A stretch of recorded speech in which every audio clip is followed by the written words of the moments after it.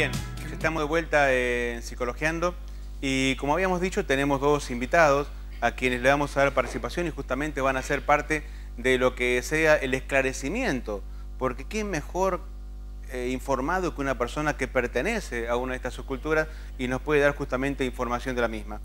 Para ello vamos a presentar a Cristian, ¿sí? Cristian es otaku, ¿sí? Este es el micrófono para Cristian, pertenece a otaku, después nos vas a decir qué es, y tu sobrenombre o tu apelativo es Shido. Shido.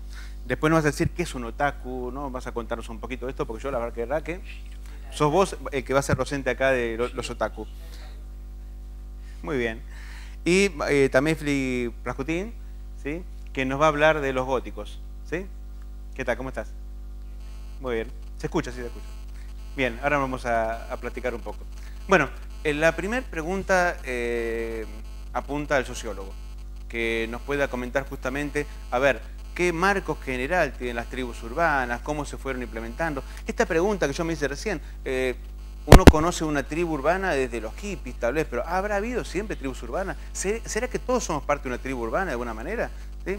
Se le traslado la pregunta a nuestro invitado, a nuestro sociólogo. Manuel, tu respuesta. Bueno, yo en principio quiero decir que el término en sí mismo de tribu urbana encierra alguna contradicción, porque lo urbano remite a algo moderno y yo creo que esta es una expresión que tiene que ver con la modernidad, para empezar, ¿no? Y lo tribal remite a lo más primitivo en todos sus aspectos, digamos, en el término de tribu y también en términos a construcciones míticas y comportamientos que remite siempre a lo tribal. Me impresionó lo del mapa, porque me da entonces la imagen perfecta de la situación y cómo contextualizarla.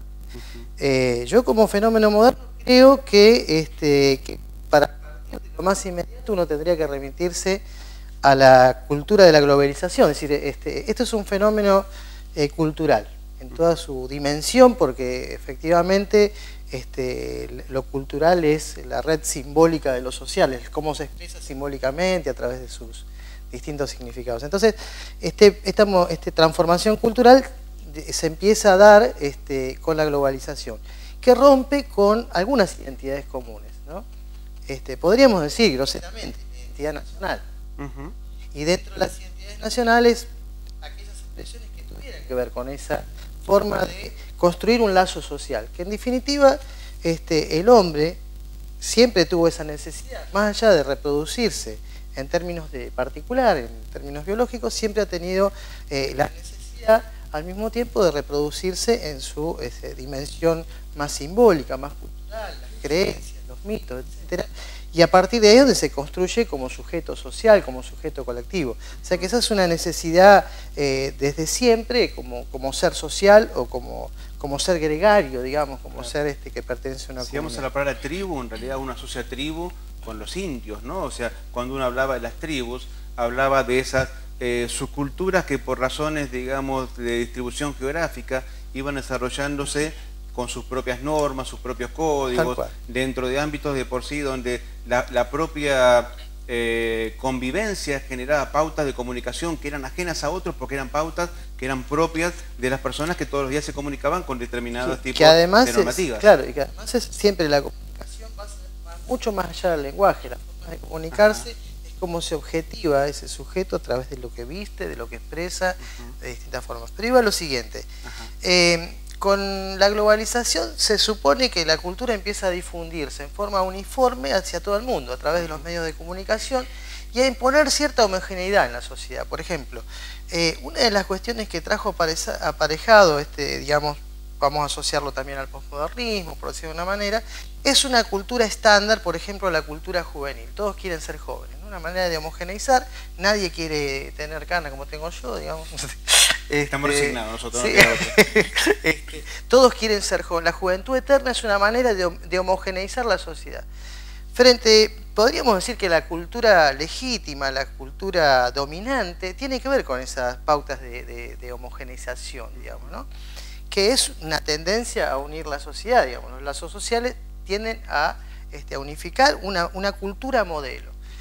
Y precisamente las expresiones culturales de los jóvenes, una forma de contradecir, de criticar esa forma homogénea de expresarse, es a través de distintas expresiones. Entonces, uno ve en el mapa ese una gran fragmentación social en un punto, ¿no? Ve distintos grupos con distintas expresiones y efectivamente lo que se veía ahí era un mapa fragmentado, que es un fenómeno de la globalización, la fragmentación, ¿no? Muy bien.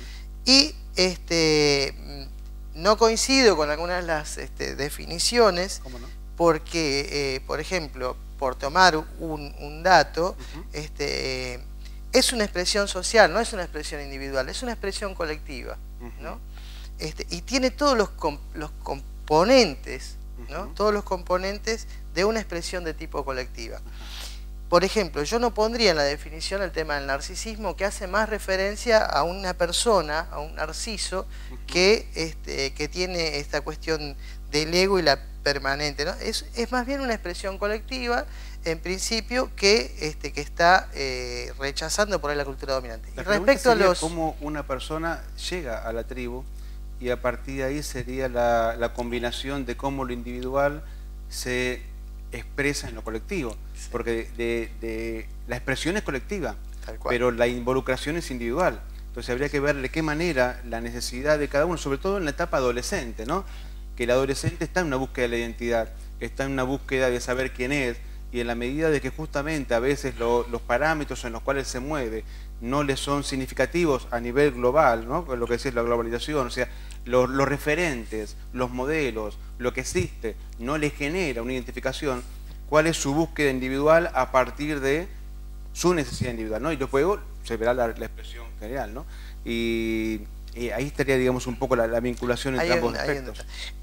Yo un detalle más para no monopolizar mucho, pero esta cuestión de la diferencia del hipismo, creo que vos nombraste, sí, es que en ese momento se construía una contracultura hegemónica, ¿no?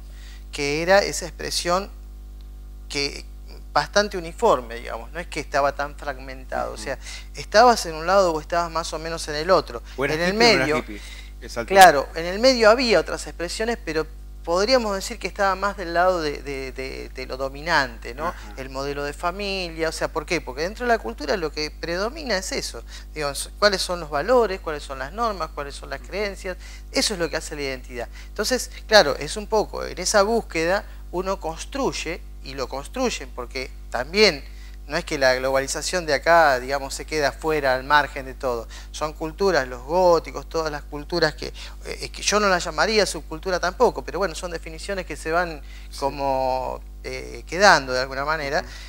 También son que nos vienen, digamos, de otros lugares. También tenemos culturas, o por decirlo en este concepto que se utiliza de tribus urbanas a nivel local, que ocurren en determinadas condiciones concretas. Es decir, hay ciertas condiciones materiales, concretas, de vida, etcétera, que tienen una expresión, digamos, por ejemplo, en las villas, en otros ámbitos, ¿no? Donde también hay otra forma de expresar la música, la forma de vestirse, etcétera. Pero ese es el elemento común, digamos, que hace a la que predomina. Fíjate que muy bien. Cuando vos comentas, Manuel, sobre la homogenización, viendo el mapa, que vemos esa individualización o identificación de los distintos segmentos que serían las tribus urbanas, con diferentes nombres que desconocía yo que hubiese tanta diversidad. En esta homogenización que vos planteás, que se unifica, también muestra una clara fractura en esto. O sea, que se contrapone, me parece, este concepto que vos planteabas. Y me pregunto, porque los adolescentes están en la búsqueda de la identidad. A su vez, cada tribu urbana busca su propia identidad dentro de este gran mundo, dentro de esta gran urbanización. Y como subcultura yo lo entiendo desde el aspecto que la cultura es el resto, es lo general, es lo masificado. Y todas estas subculturas no las entiendo de modo despectivo, sino que las entiendo desde el modo de identificación. Después